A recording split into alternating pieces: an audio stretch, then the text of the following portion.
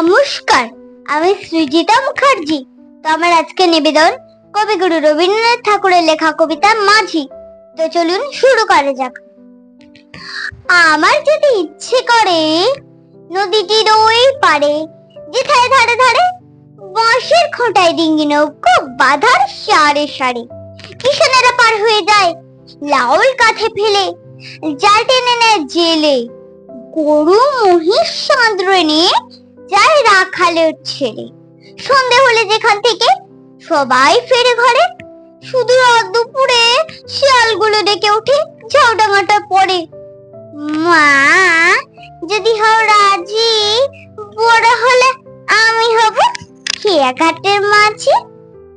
শুনেছি ওর ভেতর দিকে আছে জলার মতো, বর্ষা হলে কত চাকি চাকি আসি হিতে চকি যত।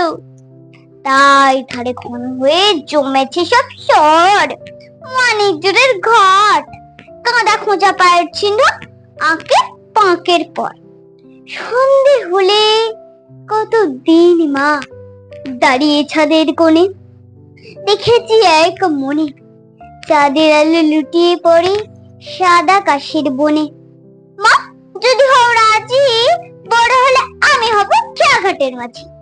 এপার ওপার দুই পারেতেই যাবো নৌকো বেয়ে, যত ছেলে মেয়ে নানের ঘাটে থেকে আমায় দেখবে চেয়ে চেয়ে। সূর্য যখন উঠবে মাথায় অনেক বেলা হলে, আসবো তখন চুরি, বড় খিদে পেয়েছে গো খেতে দাও মা বলে। আবার আমি আসবো ফিরে আধার হলে সাথে তোমার ঘরের মাঝে। বাবার মতো যাবো না মা বিদেশে কোন কাজে। মা যদি হও রাজি, বড় হলে আমি হব খেয়াঘাটের মাঝি। নমস্কার।